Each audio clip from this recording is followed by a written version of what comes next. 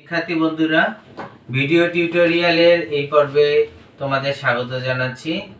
আমরা আজকে right form of ভার্বের পার্ট 5 নিয়ে আলোচনা করব। পার্ট 5টা মূলত কিছু ব্যতিক্রম নিয়ম অনুযায়ী এটা সাজানো হয়েছে। দেখতে হবে, যেটা এখানে বলা হচ্ছে যে it is I who dash be a student. এটা বলা হচ্ছে যে এখানে বলা হচ্ছে কিছু রিলেটিভ প্রোনাউন হচ্ছে হু ইজ দ্যাট। এটা আমাকে যে নিয়মে করতে হবে, হু ইজ দ্যাট। কোনো বাক্যের মধ্যে যদি হু ইজ দ্যাট থাকে, তাহলে আমাকে কি করতে হবে, পূর্বের সাবজেক্ট অনুযায়ী এই আই অনুযায়ী আমাকে ভার্বটা প্রদান করতে হবে। এটাকে বলা হয় ইনসিডেন্ট অনুযায়ী এটা আমাকে রাইট ফর্ম অফ ভার্ব করতে হয়। যদি কোনো বাক্যের মধ্যে হুইজ এবং দ্যাট থাকে, তাহলে আমরা পূর্বের সাবজেক্ট অনুযায়ী ভার্বটা প্রদান করব। আর এখানে বলা হচ্ছে it is I who dash be a student. এখানে বি থাকলে আমরা জানি যে অ্যামিজার হবে, ওয়াস ওয়ার হবে। তাহলে আমাকে কি দিতে হবে, এটা অতীত কোনো শব্দ নেই, তার জন্য আমাকে ভার্ব অ্যামিজারের মধ্যে দিতে হবে। তাহলে আই এর সাথে কি যায়, আই এর সাথে এম যায়, তার জন্য আমাকে এম দিতে হবে। পরের যে বাক্যটা হচ্ছে anybody dash have stolen my watch. এখানে বলা হচ্ছে যে এটা মনে রাখার জন্য এনা যে পরিবহন আছে এটা দিয়ে আমরা মনে রাখতে পারি। মানে এনা যখনই থাকবে ভার্বটা সিঙ্গুলার হবে। এখানে ই দ্বারা বোঝানো হচ্ছে ইজ, তারপরে এভরিবডি, এভরিওয়ান, এভরিথিং। তারপরে এন দ্বারা বোঝানো হচ্ছে নান, নো ওয়ান, তারপরে নোবডি, নো থিংস। এ দ্বারা বোঝাচ্ছে এনি, এনিওয়ান, এনিবডি, এনিথিং। তাহলে এই শব্দগুলো যদি কোনো বাক্যের মধ্যে থাকে, তাহলে আমাকে ভার্ব 1 দিতে হবে। কি দিতে হবে, আমাকে ভার্ব অ্যাজটা সিঙ্গুলার দিতে হবে। ভার্বটা কি দিতে হবে, সিঙ্গুলার দিতে হবে। তাহলে এগুলো থাকলে আমাকে ভার্বটা সিঙ্গুলার দিতে হবে। আমরা দেখি যে এনিবডি আছে, তার জন্য কি হবে, এনিবডি আছে তার জন্য আমাকে কি হবে, ভার্বটা সিঙ্গুলার হবে।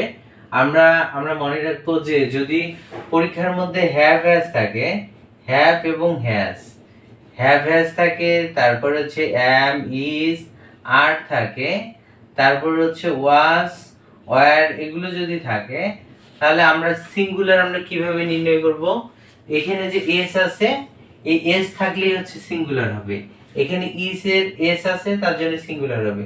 ওয়াজ এর শেষে এস আছে, সিঙ্গুলার, তার জন্য এই দুটার মধ্যে সিঙ্গুলার হচ্ছে হ্যাজ, এস আছে সিঙ্গুলার, অ্যামিজার এর মধ্যে ইজ, এস আছে, তার জন্য সিঙ্গুলার, ওয়াজ এর মধ্যে এস আছে, তার জন্য সিঙ্গুলার। এখানে হ্যাভ এর মধ্যে থেকে দিতে হবে, হ্যাভেস এর মধ্যে দিতে হবে। তাহলে এনিবডি আমাকে উত্তর প্রদান করতে হবে হ্যাজ। এটা সিঙ্গুলার দিলে ভার্ব শেষ। Anybody has stolen my watch. তারপর নাথিং আছে, নাথিং থাকলে কি হবে, ভার্বটা সিঙ্গুলার হবে। তাহলে বি থাকলে আমাকে কি দিতে হবে, এম ইজ আর দিতে হবে। আর এটা হলে সিঙ্গুলার দিতে হবে, ইজটা হচ্ছে সিঙ্গুলার, এই লাইনের ইজটা হচ্ছে সিঙ্গুলার, তার জন্য আমাকে কি দিতে হবে, ইজ দিতে হবে। তারপরে বলা হচ্ছে যে পরের বাক্যটা হচ্ছে যে এখানে অ্যাজ ওয়েল অ্যাজ। আমরা যদি দেখি কোনো বাক্যের মধ্যে যদি অ্যাজ ওয়েল অ্যাজ থাকে, তারপরে অ্যালং উইথ থাকে, তারপরে উইথ থাকে, তারপর টুগেদার উইথ থাকে, টুগেদার উইথ থাকে, তাহলে আমাকে পূর্বের সাবজেক্ট অনুযায়ী ভার্ব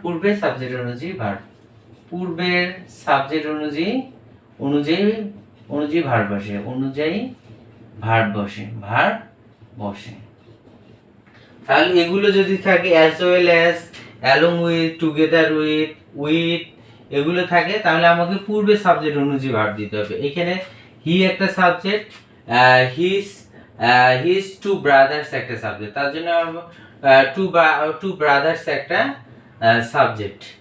তাহলে আমাকে কি করতে হবে, আমাকে হি আছে, হির সাথে আমাকে কি দিতে হবে, বি থাকলে কি হবে, অ্যামিজার হবে, হির সাথে কি হবে, ইজ হবে, উত্তর হবে ইজ।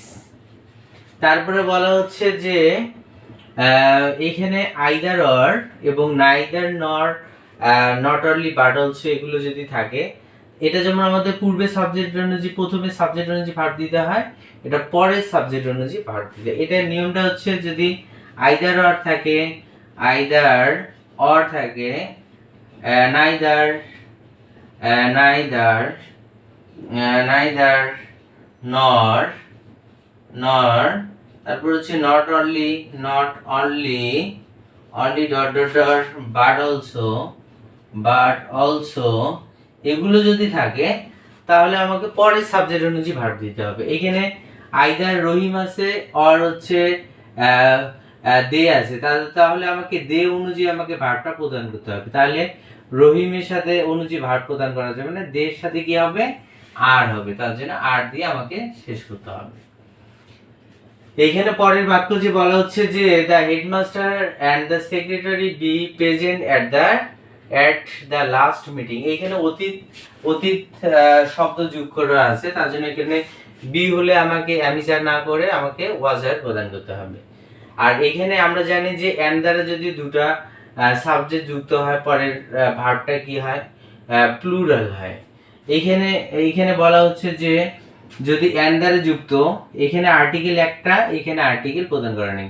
এখানে হেডমাস্টার অ্যান্ড সেক্রেটারি, একজন ব্যক্তির যদি দুটো পদবি হয় তাহলে প্রথমটার মধ্যে দি থাকে। যদি প্রথমের মধ্যে দি থাকে তাহলে বুঝতে হবে যে একজন ব্যক্তির দুইটা পদবি, একটা সেক্রেটারি একটা হেডমাস্টার। যদি এইরকম একজন ব্যক্তির যদি দুটো পদবি থাকে তাহলে আমাকে কি দিতে হবে, ভার্বটা কি করতে হবে, ভার্বটা সিঙ্গুলার দিতে হবে।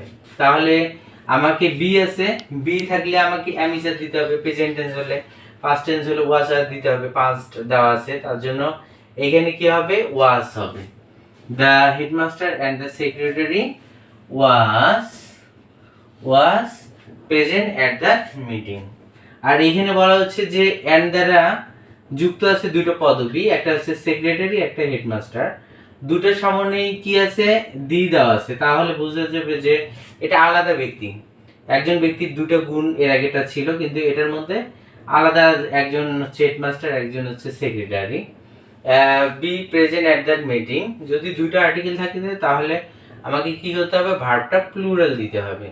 তাহলে আমাকে কি দিতে হবে, the headmaster and the secretary, এখানে বি আছে তাহলে কি হবে, বি তাহলে ওয়াজ আর দিতে হবে, এখানে লাস্ট আছে তার জন্য সেক্রেটারি আর হচ্ছে হেডমাস্টার আলাদা আলাদা ব্যক্তি, তার জন্য ওয়াজ না হয় আমাকে কি দিতে হবে, ওয়ার দিতে হবে, WERE ওয়ার হবে। তারপরে বলা হচ্ছে যে এখানে বলা হচ্ছে slow and steady the race, win the race. এখানে বলা হচ্ছে যদি অ্যান্ড দ্বারা যুক্ত যদি দুটো সাবজেক্ট দুটো বিষয় থাকে, এটা যদি একই আইডিয়া প্রকাশ করে তাহলে কি হবে, ভার্বটা সিঙ্গুলার হবে, একই idea, slow and steady, slow and steady তাহলে ভার্বটা সিঙ্গুলার হবে, slow and steady wins the race. আমাকে WINS প্রদান করতে হবে, slow and steady wins the race. আর তারপরে এরকম যেমন ব্রেড অ্যান্ড বাটার, একই একই আইডিয়া বা ধারণা প্রকাশ করলে ভার্বটা সিঙ্গুলার হবে। আর এখানে অ্যান্ড দ্বারা যুক্ত আছে দুইটা বিষয়, অয়েল অ্যান্ড ওয়াটার, এটা হচ্ছে আলাদা আলাদা ধারণা প্রকাশ করতেছে বা আলাদা আইডিয়ার, মানে অয়েল একটা জিনিস, ওয়াটার একটা জিনিস, বা রহিম অ্যান্ড করিম এ দ্বারা বোঝালে কি হয়, আলাদা আলাদা বোঝায়, তখন কি হবে, তাহলে ভার্বটা হবে প্লুরাল। যদি এই অ্যান্ড দ্বারা যুক্ত দুটো শব্দ যদি একই আইডিয়া প্রকাশ করে তাহলে ভার্বটা হবে সিঙ্গুলার। যদি অ্যান্ড দ্বারা যুক্ত যদি দুটো বিষয় যদি আলাদা আলাদা অর্থ আলাদা ধারণা প্রকাশ করে তাহলে ভার্বটা হবে প্লুরাল। তাহলে slow and steady wins the race, এটা সিঙ্গুলার হবে। অয়েল অ্যান্ড ওয়াটার আলাদা বিষয় আলাদা ধারণা প্রকাশ করতে হচ্ছে, তার জন্য ভার্বটা হবে প্লুরাল। তাহলে আমাকে অয়েল অ্যান্ড ওয়াটার আর হবে, প্লুরাল দিতে হবে, আর অ্যামিজারের আর হচ্ছে প্লুরাল, আমাকে আর দিতে হবে। তারপরের বাক্যটা দেওয়া হচ্ছে যে I dash live for the Dhaka tomorrow. এটা হচ্ছে ভবিষ্যৎ নির্দেশক কিছু শব্দ। ভবিষ্যৎ নির্দেশক শব্দ হচ্ছে যেমন টুমোরো, টুমোরো, টুমোরো, কামিং বা next, next month, next month বা next year, next year, coming, coming, coming month, coming month, coming ইয়ার।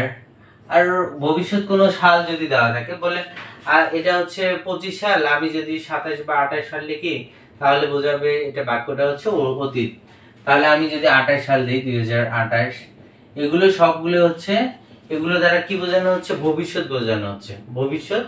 তার জন্য আমাকে কি দিতে হবে? শ্যাল বা উইল দিতে হবে, ভার্ব 1 দিতে হবে। এগুলো থাকলে আমাকে কি দিতে হবে?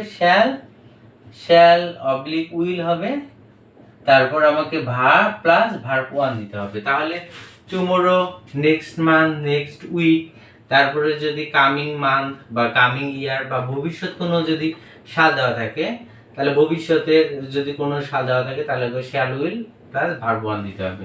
তাহলে এখানে আই এর সাথে কি যায়? শ্যাল যায় বা উইল যায়। আমার উইল যদি প্রদান করি তাহলে কি হবে? I will leave, I will leave, এলিয়ে বি।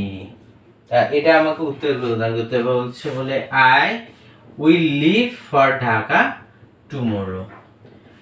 তাহলে আজ এ পর্যন্ত, দেখা হবে পরের টিউটোরিয়ালে।